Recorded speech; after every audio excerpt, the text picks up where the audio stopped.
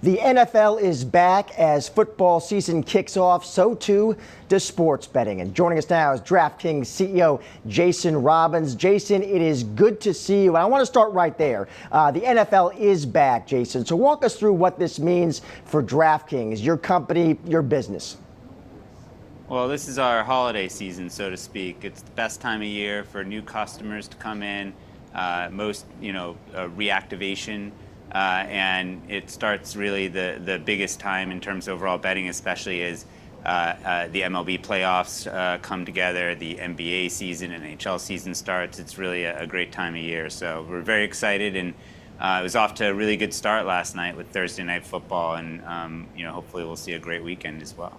And Jason, for investors listening right now, what they're dialed into is those customer acquisition trends, Jason. So I'm curious what those trends do look like, this year versus prior years. What can you tell us?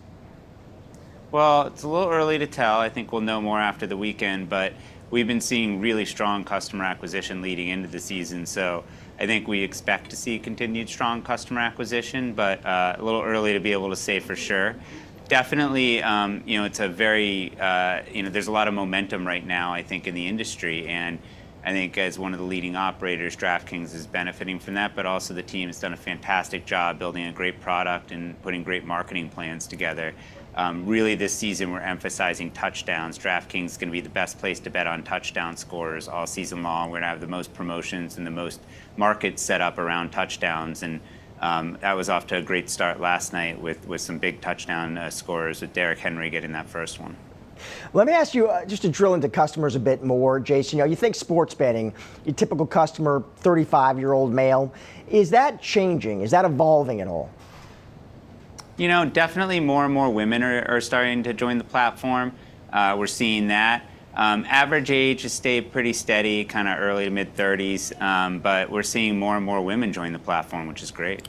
And why is that, Jason? Why do you think more women are joining the platform? Is it for the same reasons or different reasons than the men? I think it's largely the same reasons. We've also been seeing a huge increase in betting on women's sports. That's coming from both men and women, so it's not like disproportionately one way or the other. And women are, as you imagine, betting the most on the most popular sports like NFL. So I think it's really for largely the same reasons. It's a product that many people find enjoyable if you like sports, and more female sports fans are getting into it.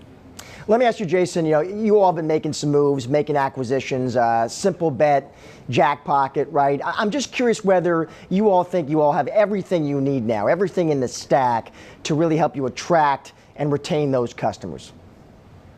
I definitely think we have everything that we need right now. Obviously, it's a very rapidly evolving industry. Technology moves quickly, and so over time, we'll always be assessing that. But we feel pretty good about the capabilities we have now. I think Simple Bet will be the last piece of the pie. But again, that'll change over time. We're not a company that rests on our laurels. We always keep moving, always want to stay ahead of whatever the next innovation might be. And I think it's important to think about doing that not just through M&A, but also through curating and growing incubations of ideas and things in your own shop. So that's something we're also very focused on doing, and something that's produced a lot of great results for us as well.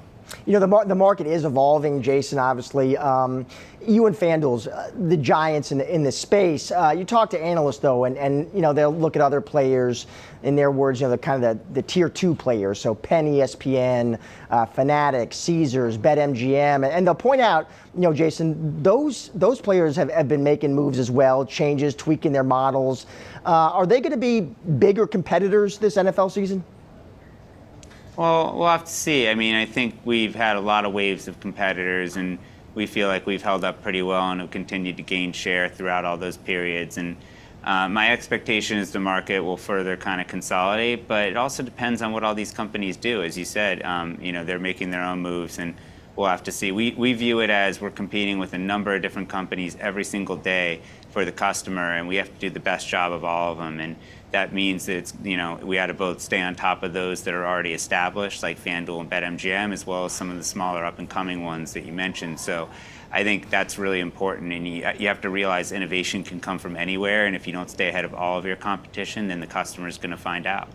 Jason, another issue I wanted to get your take on, got some attention obviously, when you said you would introduce this surcharge on consumers in states where taxes on sports betting were higher and then reversed course there. What did you learn about that process, Jason?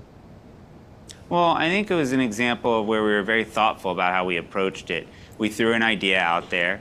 We said we did not intend to implement it for quite some time, not until next year. And that was really an opportunity for us to hear from our customers and see what they thought. And after carefully considering their feedback, we decided that wasn't the best course of action right now. So I think it's a great example of the company taking a shot, but also understanding that you have to do it in a way where you have an opportunity to listen to your customers. And if it's not necessarily received in the way that you had hoped it would, then you can always change course. And I think we set ourselves up well to do that here. And as I said, we always focus on the customers. So if our customers like something that we're doing, then we're going to double down on it. And if they don't, then we're going to go back and try to find other solutions to the problem.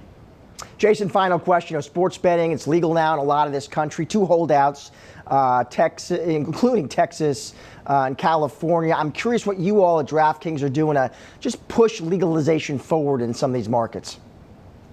Well, it's great, first of all, that already half the country in just 6 years has chosen to legalize and regulate this. And I think it's been a huge success story in the states that have. Not only has a tremendous amount of tax revenue been generated, but also the illegal market has really been damaged, and so many more consumers are being protected now, and protections from minors are in place. So that's all a really good story.